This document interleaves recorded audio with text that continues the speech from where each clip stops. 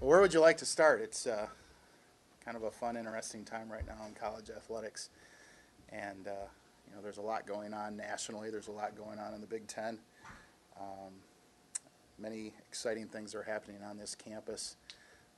I think I'd rather jump into maybe some questions that you have, and then at the end, rather than talk about things at the front, I'll kind of close with maybe some closing thoughts at the end. But I wanted to give an opportunity. I was not at the Big Ten meetings. There's issues related to cost of attendance. There's issues related to direction of college sports in the future, and I just thought this might be a good time to casually get together and throw some of those things out and kind of listen to what you're hearing, things that may be interesting to you as far as stories in the future and how we can move forward. So I'm going to open it up to you first, which is unusual. Do you know where you guys are on the cost of attendance numbers? It sounds like a lot of people there were assuming it would be June, July time. Are you close to know that? Do I know the number? No. Are we close to it? I hope so. Not involved at all? Not involved in technically, athletic departments are not supposed to be involved in setting what that number is. I do believe that institutions are as varied in how they go about determining that number as can be, and it has become a recruiting conversation, and I don't think anybody should shy away from that conversation. I mean, the numbers are out there being shared. I think what every institution is going through right now is trying to determine what it does indeed cost, and every campus can have different cost of attendance numbers depending on what program the student happens to be in. Are they in comm arts? Are they in music? And each one of those can have different factors. So we're waiting to hear back from the institution. I think there is a realization that the number at Michigan State, and those numbers are set for a variety of reasons. They're set on what's provided in a scholarship, whether it's athletic, academic, or what the case may be, but also in what type of loan can be secured by a student on campus. So there's more thought that needs to go into it than just the athletic component. But at the same time, come August 1, we need to be ready to go with what we're going to include in our scholarship figure. And Michigan State's been very supportive of cost of attendance. The Big Ten has has been as well. And I hope I know the range that's going to fall into, because I have to do a budget before I have the number. So we have to, and we've been budgeting partial. Part of that money, anticipating that it could come into play before this year. That's what I was going to, next question. Do you have a general idea of the range right now, how much of a hit it'll be for you, and do you have it accounted for? Yes, I have it accounted for, and I'm estimating that it will be in the million, right around the $1 million number for the department. It might be a little north of that. And scholarships are a complex process. It's not only room, tuition, and board. It's also what are we doing in the summer? What are we doing for fifth-year aid for students that have completed their eligibility and assisting them in finishing their degree? Also, through the George Webster Scholarship Fund and expanding upon that, what can we do to assist former student athletes to come back and complete their degree if they've left the institution for some reason? And those are all areas that we're going into and figuring out where it fits in the budget, and what we can do immediately, what we can transition into. But I'm confident the school will come in with a number that's reasonable and works at Michigan State, not only for athletics but everyone on campus. Mark, hot button last year was empty seats in the student section, and there was talk of some adjustments. Is anything being addressed in that regard yet? Yes. Paul Shager and his team have been working closely with our Student Alumni Foundation, which now has a different name, and I can't remember. We change names around Michigan State for organizations faster than anything. But the group that works with our recent alums, ASMSU,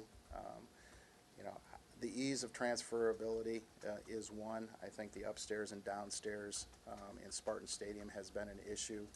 And we're coming in on some solutions there. I think the bigger picture is looking long range of what do we want to do with Spartan Stadium in reaction to fan attendance in general, and continuing to try to make Spartan Stadium a better place to attend games. And I think that there are many variables that come into play there. It's what's happening outside the stadium, what's happening inside the stadium, and we're trying to address those as well. But we've had very good conversations. I think there's been a lot of dialogue between our football student athletes and students on campus that has resulted in some positive connectivity where each, I think anytime you look at people eye to eye, you have an ability to solve issues quicker than anything else. And that's what we've created through our clinics that we've done with the students being part of the tunnel or we created the tunnel that the students got to run through. That all came out of a clinic that Shalik and some of the others created by having those conversations, creating videos for students. So, the marketing staff has kind of been in a good position to allow our football guys really to create a connection on their own, and then we've also put in some strategies that we're moving forward with on the students that should be announced here quickly. But nothing tangible yet to announce. No. Do you have an update on tickets at this point? I do not.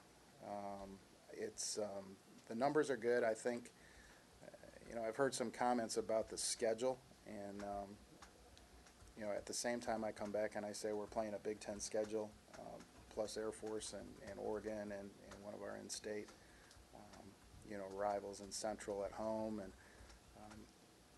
I understand Ohio State and Michigan aren't on it, but yet it's a strong Big Ten schedule and some very good non-conference games. So I think the schedule's in play. The team is in play. The numbers have continued to come in. The ticket office has been busy, but there's nothing alarming to the point where I'm concerned from what I've received from Wendy thus far.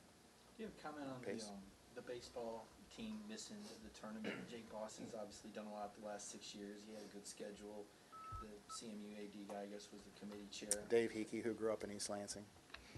Your thoughts on that? Dave's a great guy, and Dave is on the committee. I deeply disappointed and frustrated a little bit, because I think as you go through and you look at some of the head-to-head and some of the competition that we played throughout the year, but also being on the basketball committee, I have probably some sense of what was going on in the room. And there are teams you're not supposed to look at the end of the season, but there are teams that spiked up at the end and others that got a little bit challenged there. I think you have to go out and make it so that there's not a decision that has to be made, and especially when you're on a team from the north that you kind of start at a disadvantage from those teams that have the ability to play. But what we did with South Carolina, what we did with Oregon, I thought we would get in, but I also understand the tough decisions those committees have to make, and you have to find some point of separation, and sometimes you're looking at the smallest little bit of detail in the schedule. So, Two-part. Will either athletic administration or the administration above you influence or make the decision on the return of Delton Williams? That's part one. And part two, if not, will it be solely Mark's decision on what he does with Delton Williams? no, it will not be Mark's decision. It will be, anytime you have an issue like that, it's a collective decision. And I think, to this point, Mark and frankly Delton have handled it extremely well. But it's a very serious concern on a campus that it will be a collaborative decision at the end of the day. When is the end of the day on that decision? It's not today. Mark, It's one not of the today. things was talked about at the these meetings was transfers and this graduate transfers, and also the number of transfers. There, I think it's over 700 in basketball, especially. Where do you see that headed in terms of policy change to curb that, or is it an issue at all?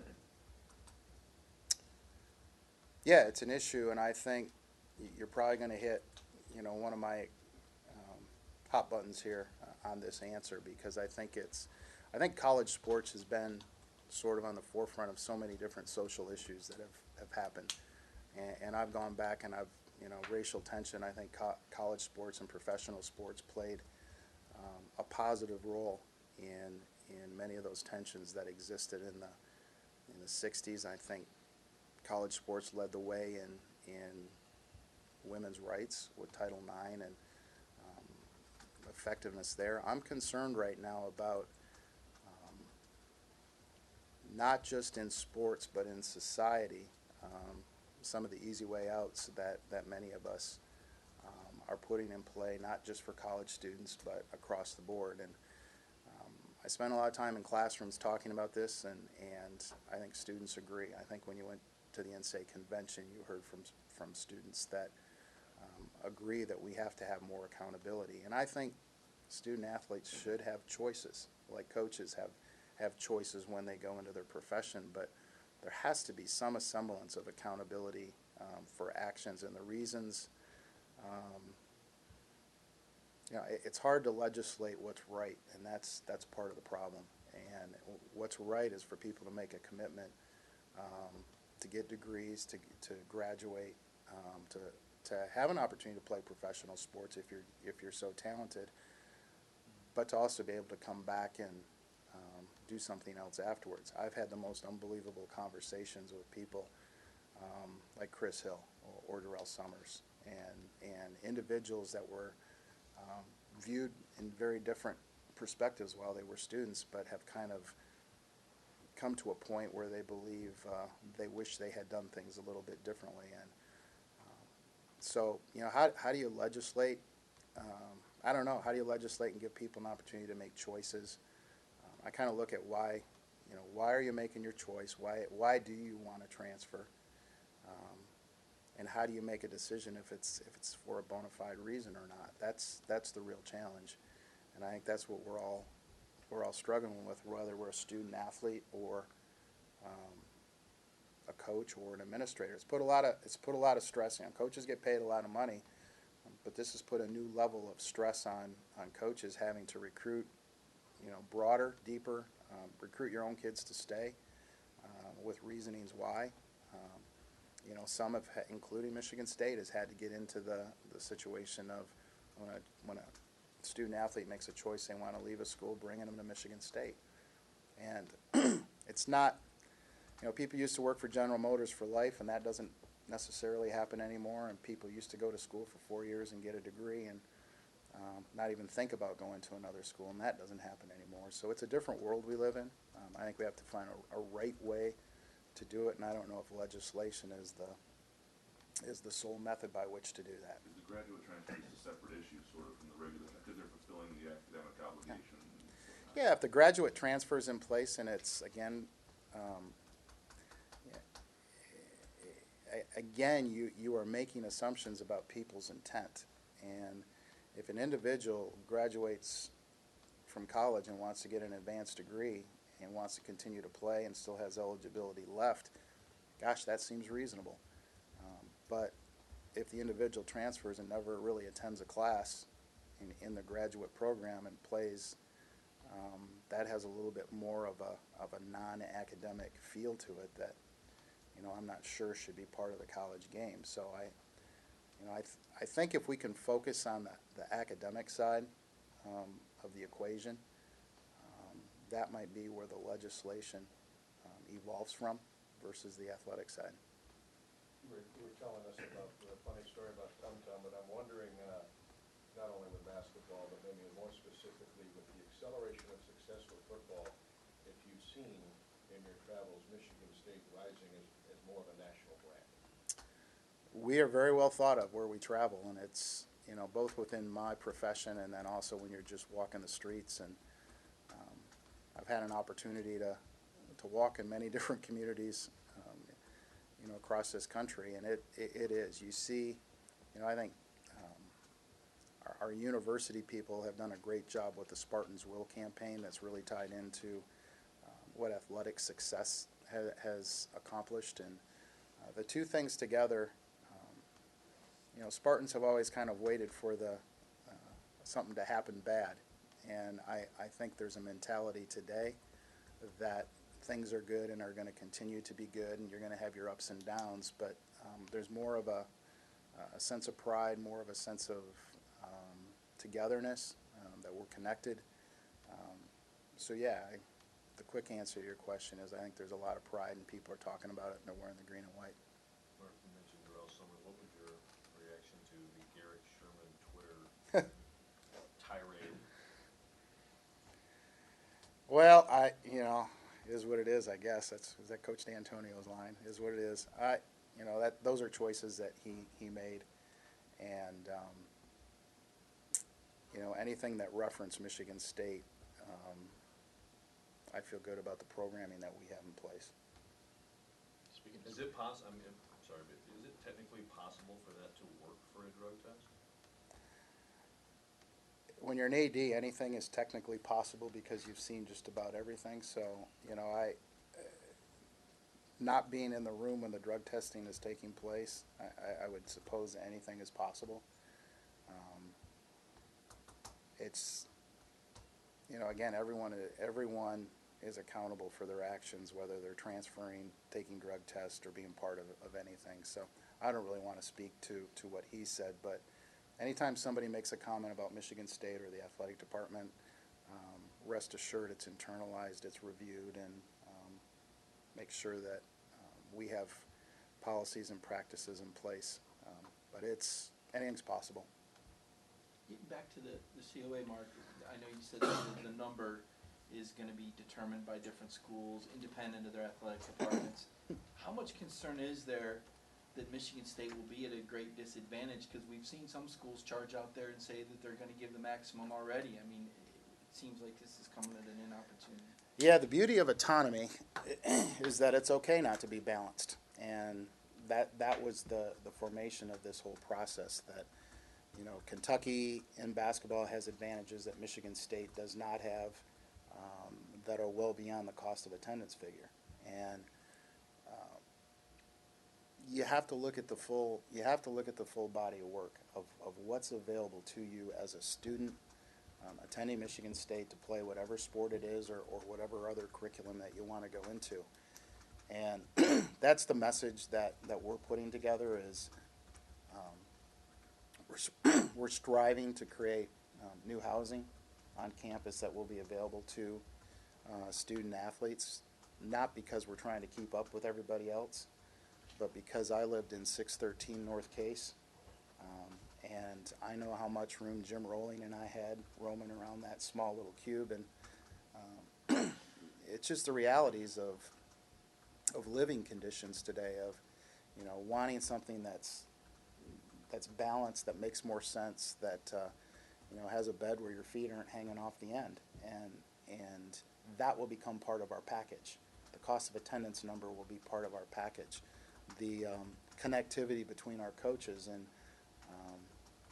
everyone from Casey Luban helping football players, and Tom Izzo helping football players, and Susie helping the guys. There is a real connectivity that fights through all the minutia that is part of college sports today. And I believe that when we take our environment, our family experience, President Simon to the equipment manager is generally here to help anybody that needs help at the end of the day. And you don't see that at a lot of other institutions. But it's anytime any coach wants anything on here, the answer is I need it for recruiting. Cost of attendance, as I said when I opened up, is going to be a recruiting conversation, as are all the other pieces that go into reasons why you would want to attend an institution. And I think we have a pretty good package at Michigan State. Is that part of what's prompted all these NFL alumni coming back to one? I've looked, I haven't seen another school that's got 8 active NFL guys. Mm-hmm. Is that part of the package that this number of guys would come back and players would have access to them? I think that's something that you want to see with all your programs. I think Coach Izzo's done a phenomenal job with that. I think Mark has done good job in keeping guys connected, and this is that next step beyond, you know, attending the spring game or coming back for regular season games. Hockey, Ron was probably a leader in his time in so many different areas, but one was having the pros come back and be part of our campus for that week in the summer where they train together, they hang out together. There's great value in that, and you know, a true program, you see people come back and want to be part of it after they graduate rather than just run away. So you always have your shortcomings, and we do at Michigan State, but yes, I think the guys coming back are part of the process, and part of the process is retention and recruiting. You want them here. You want them here whether we recruit to see what we have to offer. You want to take care of them when they're here, and every individual is going to have challenges with the collective, but then you really want them here after they leave to come back and be part of it, because then you know you did something right. Tough one for me to ask, but I'm going to ask you because I get asked about it a lot. How concerned are you about the direction of the softball program? I think, you know, every program we review at the end of the year, and I look at resources in, and then I evaluate programs based on athletic, academic, and what I kind of put in a bundle of social feedback, how the kids are behaving, is it a positive experience? So those are things I will review with all 19 head coaches and 25 sports, and let's kind of leave it at that for right now. Mark, where do you see the satellite camp issue going? Do you see that expanding more? These happening? Do you think NCAA is going to ring that in? How do you think that's going to play out? I'd rather have people in East Lansing being part of our program here, and it's not something you know, one of my first day I got the job, I said, be aware but don't compare of what other folks are doing, and don't be reactionary to every new toy that's out there. What you want to do is kind of focus on what's important to Michigan State. National global brand is important to us. We want to deliver that message. But the real value is what's going on right here in East Lansing. And when it comes to camps, clinics, seminars, we have enough ways to get our message out from Coach D or Coach Izzo or Luana or myself, that when individuals are participating in those, I want them here. You know, frankly, at this point, I don't really care what other programs are doing. I just care what Michigan State is doing, and I want people to enjoy East Lansing. But frankly, when the SEC accuses of a disadvantage when it comes to football, isn't that more like me criticizing someone for being fat? Again, I don't want to make comments about how the SEC people feel. It doesn't. But have they not made it clear to the NCAA? I mean, they're basically threatened you guys. I mean, is that not? Yeah, I mean, every conference has rules that are different than what the NCAAs are, and as a conference, you have to make decisions on if you want to change your conference rules, and if you can't change your conference rules, then you try to national. The reason we have a book this thick is because everybody feels disadvantaged, or somebody has done something that you know, is offensive. I think we as ADs and coaches have to take more responsibility in what we're doing at home versus what we're looking at in other areas. And you know, as long as you know, I guess if you use the word cheating, and I'm not associating this with cheating, but if you're cheating against the founding principles of what intercollegiate athletics is supposed to be all about, that's a problem. But there's a lot of opportunities to do some great things and give our kids unbelievable experiences, as well as those that follow in a fan base that, you know, get creative, do some fun and exciting things. You know, we all have limited resources, so there's only so much that you can do. Some institutions have more, and they can do some things that are maybe outside the fringe of what your core mission is. And I guess, you know, you always want more. That's the world we live in. Sometimes we have to remind ourselves that we have to get back to the principles. You know, I've mentioned my dad so many times as a minister, an educator, and a lobbyist, and he always knew where he came from, and he always knew, what decisions he was going to make based upon those principles. I feel like I do the same thing, but you in this business really get sidetracked sometimes with the pressures that are coming from either other institutions. Sometimes we internalize some of those pressures. The last 2 years and the next 2 years are probably the toughest time in this industry to be an athletic director, because the doors have been opened a little bit. The conversation with the student athletes that I've had have been phenomenal on what they want, where they're headed, and it's all pretty reasonable. I think most of the pressure is coming from outside forces that are, in some cases, looking to monetize themselves. Do you think college athletics is at a crossroads then, of a sort? Yeah, I think these 4 years are a challenging time in so many different aspects. It's the money that's being made today. It's the decisions that are being made. The need to compete. I mean, I always go back the Knight Commission, and there was a bit of presidential control that kind of took place in the 90s that started to change the landscape. And anytime you have comparative data, and the ease of comparative data in many cases, which is not apples to apples, you have this insatiable appetite. You never get a sheet of 14 data points and look down. You always look up, and that's what's created a lot of issues in our industry. Is you have, how much does this coach make? How much does this athletic department spend? What's the cost of attendance number? What's the new facility look like?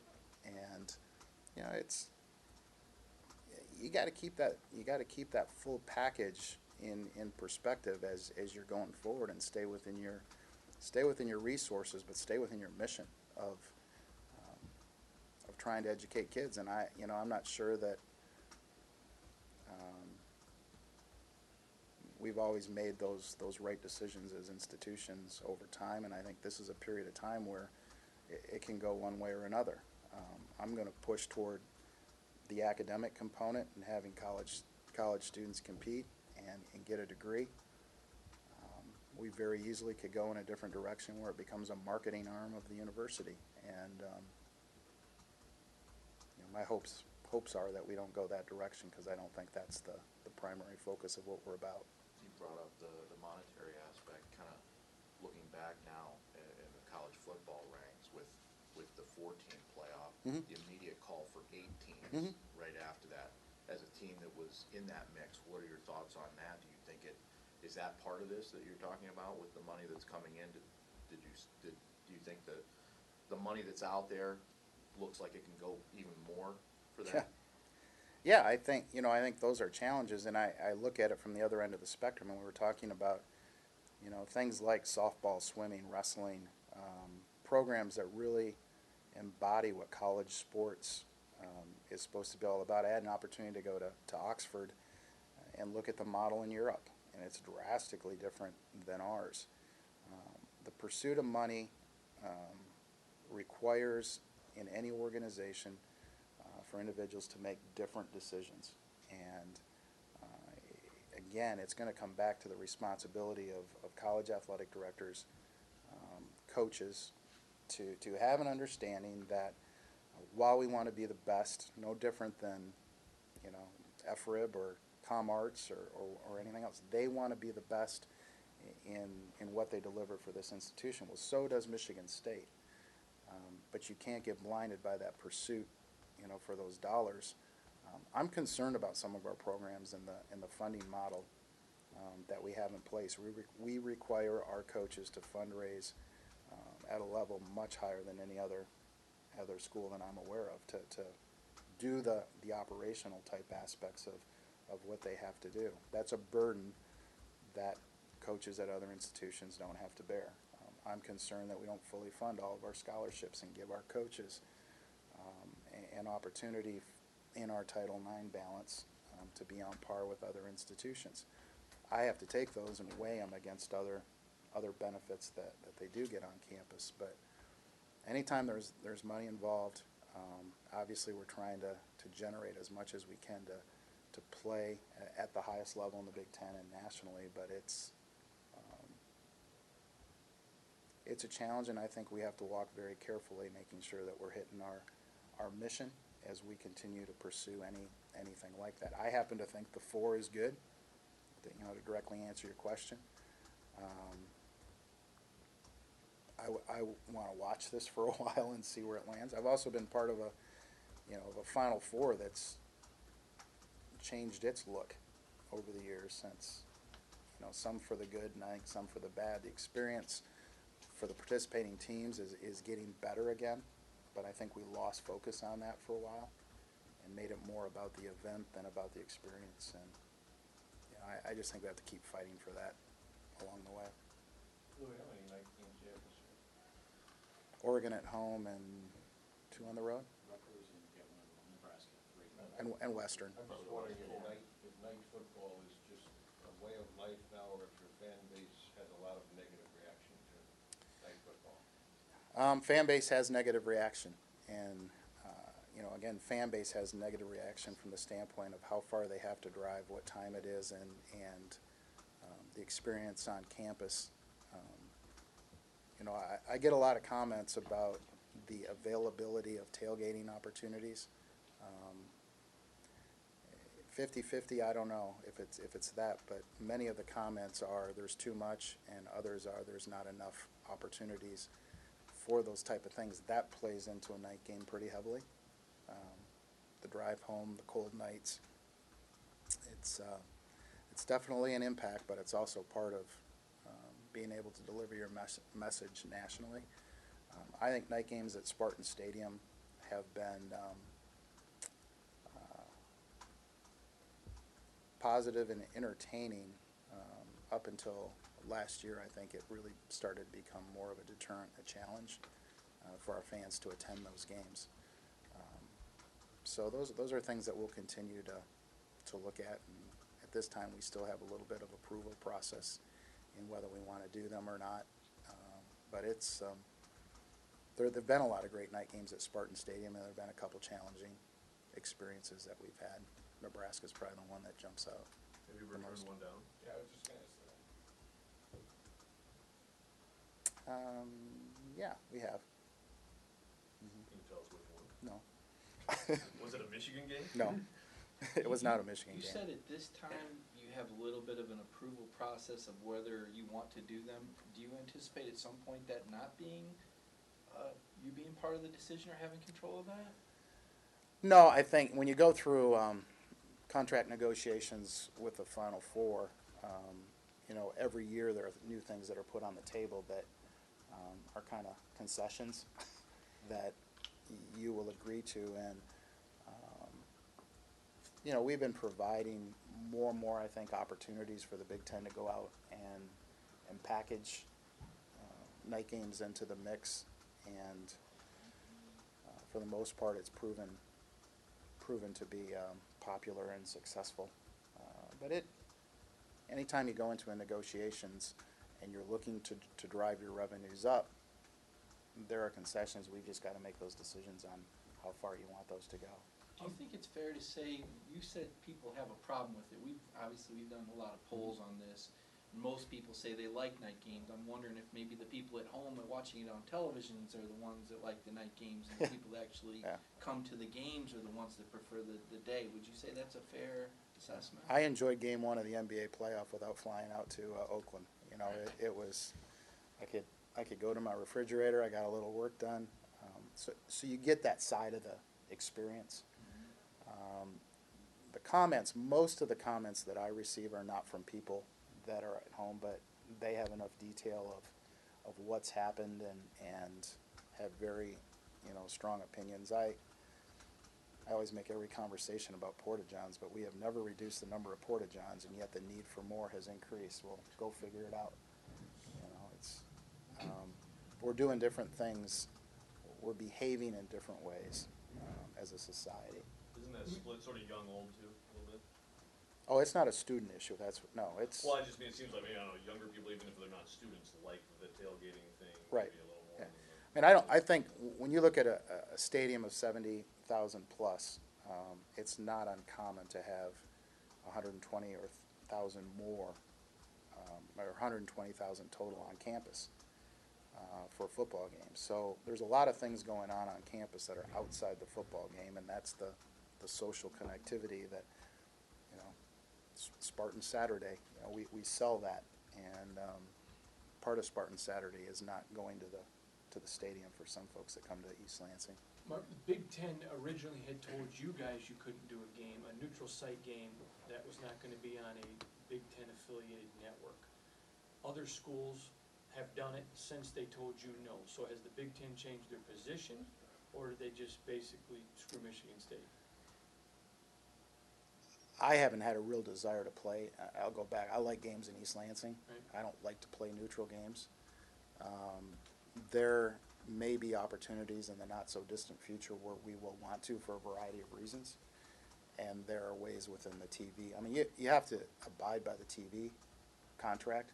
We're getting paid. You can't have situations where 14 institutions are creating a new event. If I was to go to Detroit, even Chicago, and create an event where I'm trying to get more TV revenue for something that I've already been given revenue from through the TV package, that's not a good situation for the league, because we'd have schools trying to cut around it all the time.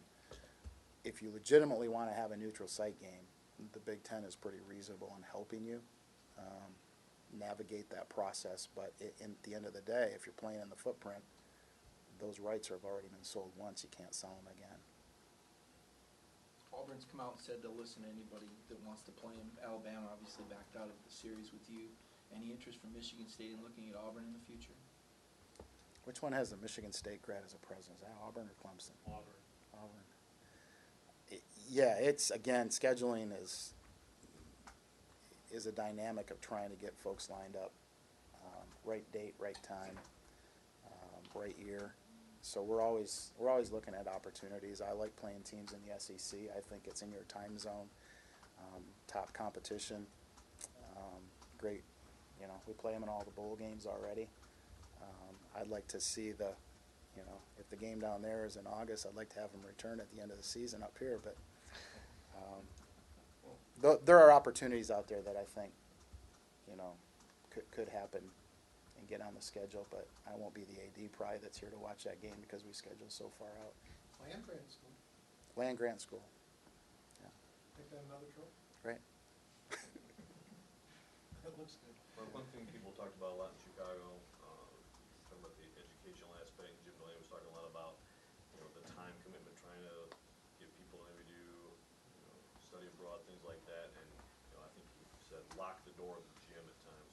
But immediately I think of Tom Izzo, and a lot of coaches put a premium on these kids have to spend a lot of time on their craft to be as good as they need to be, want to be.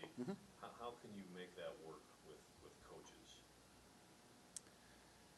Well, the kids want to be in there. The student athletes want to be in there many a times too, and that gets back to how do you legislate what's right. You want to lock the doors and send a kid somewhere else because he's still going to work on his game. I think, was it Cousins that went off to another school and things weren't available here to have workouts with? Green Bay?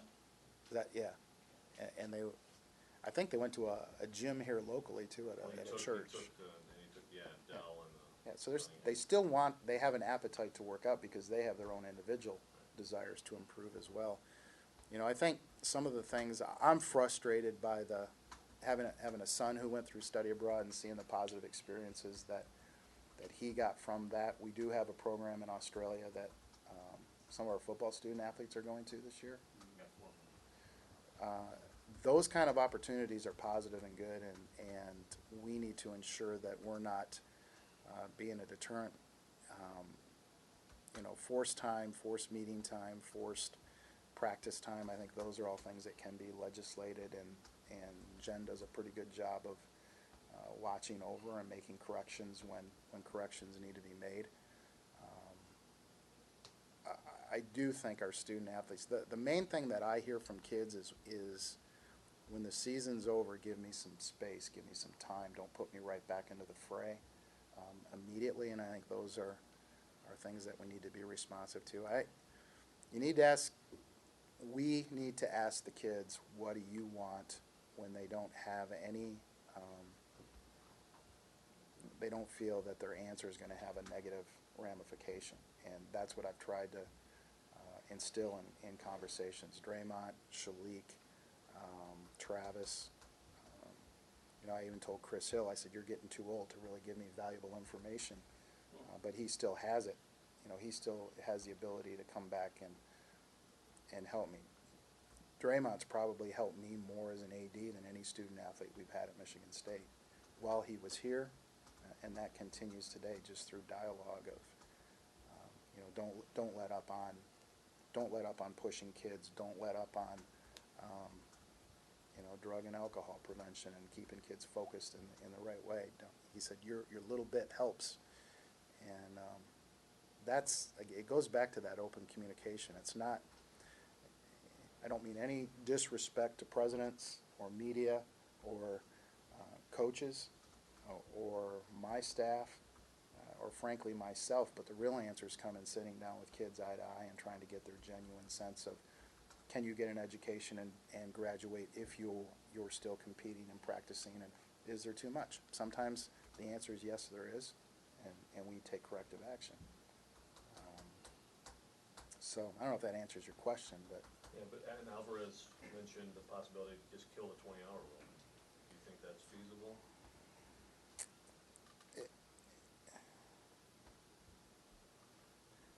I don't know. I don't know that we should go that direction. I think it comes back to there needs to be a reasonable enforcement of it, because there are things that happen in a week where you need some flexibility within that 20-hour rule.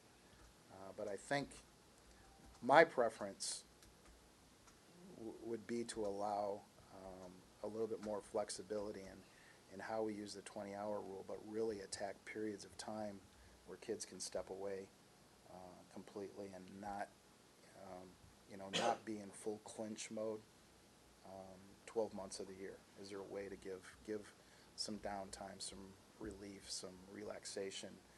And unfortunately, you have to force that in some cases.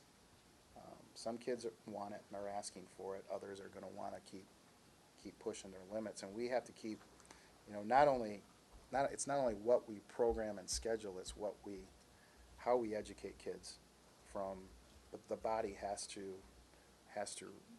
relax and recuperate. What you're putting into your body from a nutritional standpoint. We've made great strides in that in the last couple of years, and just hired a new full-time person there. But when you're 20, your decisions are much different than when you're 52, and you can feel the body go much faster when you're my age. Nothing's going to happen bad to you when you're 20, and you can continue to push your muscle, you can continue to push your structure, you can continue to eat at whatever restaurant it is that's not good for you, to eat it every day. And you don't feel like anything bad's going to happen. So we need to continue the educational process and give them some space, I believe. Freshmen and eligibility appeared to be an attempt by Delaney to walk back things to the educational mission you just talked about. Does that become a topic for another day, or is that something that's going to be ongoing and has a realistic? I don't think it's a topic for another day. I am not an advocate for freshmen and eligibility, and I've come out and said that before. What I am an advocate for is college students competing in college sports, and that takes it back to the academic component of what we're talking about. We need to recruit. We need to make sure that we have programs in place for whoever is selected at Michigan State or any other college on campus, that you have the ability to see those individuals through with their efforts. It's not an entitlement, but it's giving them the opportunity to earn a degree and have a great life. Like I said, the two don't always go together. The individual has to have some accountability in the process. So for some people, there is a redshirt process that can be a freshman and eligibility situation for those that the student athlete, coach, academic advisor agree upon, that a red shirt might be a better opportunity to go, and you can make those decisions on a one-on-one basis. But I do think we have to spend more time on the full academic process of recruitment while they're enrolled, and making sure that we give every opportunity to graduate as possible.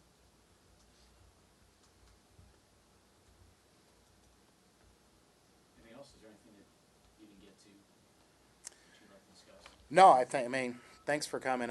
The basketball committee this year has taken more time than what I had envisioned, and it takes me away. We have a staff here that is extremely small when compared to others, and extremely good when compared to others.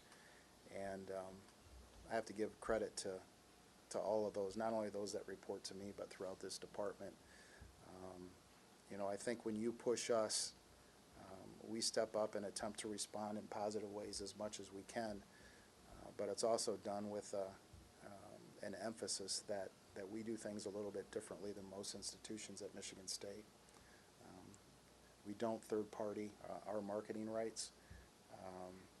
In many aspects, we like the relationship, whether it's with you. You know, I continuously want my door open to you when I'm here. When I'm with my family, I'll still try to answer your text messages or phone calls the best I can. But it's that foundation. I want to go back to, I think we are at an extreme, I wouldn't, you know, crossroads might be the word, it might be something else, but it's a very critical time in college sports to define what it is that we are. I think we have to take the coaches' salaries and be aware of those, be aware that they perhaps have created many of our situations, and if we have growth in revenues, it's where are those dollars going, and we need to focus it back on as much of the academic side of the equation as we can. Coaches are extremely valuable to what we do. I'm not, you know, I think in many cases they earn every dollar that they make, but the dollars have skewed the way we do our business, and I think we're at a time right now where we have to really take a hard look at what value do we have to Michigan State when we're 11-1 or when we're, you know, 6-6. We still want to have value back to the institution. So those are the hard things that athletic directors are going through today, is trying to get to that right place, trying to be leaders instead of managers. And hopefully we'll get to a good place, and I think we will, because I do think we do an extremely amount of good work when you look at the 800 kids that are here right now. So that's my little soapbox. Salary cap? Salary cap. Do what's right. I mean, I just think we have to do what's right. And it's, you know, Tom Izzo's been offered more money to go somewhere else, and he chose not to. And it's, I'm not a big salary cap fan. I'm a do what's right fan. Do you see on the cost of attendance, why wouldn't they cap that or average it or do something that makes sense across the board as opposed to allowing Texas to get $10,000 per student? Again, every institution is different. You have to live with yourself as an institution on what dollar you're putting out there, and if you're using it to pay cost of attendance, or if you're using it to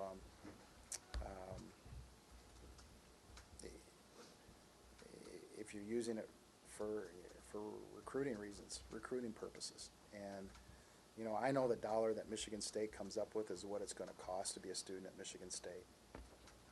I think that's where the majority are going to land. But you have to live with yourself with what that number is, and what influence or impact that you had on setting that number. And the only comments that I can make is I want to make sure our kids have a reasonable opportunity to live here as a normal college student. That's why I think the housing thing is as big of a component for me as the cost of attendance is, because I think we make up for it in different ways, but I think there's some deficiencies in where our you know, 6'8", 300-pound person, whether they're a student or athlete or not, has to live. We need other opportunities. That's what we're trying to. Build in what, the 50s or 60s? Yeah. I think what, looking at 60s? Brody or Right. less complex? Right. Youth complex, I mean. So, there's a lot of things that you have to address. Cost of attendance is one of them. At the end of the day, you have to be true to yourself. You're at a disadvantage, but at the end of the day, you are at a disadvantage when other schools have budgets of $50 million more than Michigan State. It is a disadvantage. If you want to look at it that way. You couldn't look at it as an advantage. Yeah, could you? if There are lots of schools with budgets $50 million less. right. I mean, we live in a comparable world, and I think that's, what did Roosevelt say? Comparison is the something. I'll Google it. Look that one up. Not on your phone. If you spend your life comparing, you're always going to find ways that you're in a bad place, and that's not the way I live. It's I appreciate what I have in mid-Michigan and the state of Michigan, and I'm just talking about from a champion. I mean, your football program's in a position now where it's competing for national championships against these, as Graham said, I think it's Graham, there are other programs, but are they in the college football playoff? I guess at the end of the day, Right. you're in a place right now where you're trying to win a national championship. no question. That's, I guess, my question is. There's a lot of different ways that you can have resources. Financial is one of them. We feel like we have things in play. I wouldn't say we have a chance to win a national championship in every sport because of resources. You know, we live in a mid-sized market. We have 25 sports, and we have strong football and basketball programs. That combination is a challenge to sustain on a year in and year out basis, and that's my job, is to ensure that we have the ability to do that. So in that process, you're going to have areas that you can, as a alumnus or as a media, that you can criticize and say, why aren't you doing this here? Why I'm not doing it there is because I'm trying to keep balance in that equation, which I don't believe exists anywhere else in the United States. Does that make sense? Doesn't me. Michigan State's been a model in a lot of ways, though. Are you kind of in that sense a model that you don't have to have a budget as big as Cuba's or some other third world country to compete? Yeah, I mean, we have great supporters, and we're part of a big conference that has, you know, packages in place for postseason and television that give you an opportunity to compete at the highest level. And every day I would like to have more dollars to spend, but that's true. You know, my kids feel the same way at home. They'd like to have more dollars to spend. Sometimes you have to sit back and just appreciate what you have, not what you don't have, and make the best of that. And the best has been pretty good here.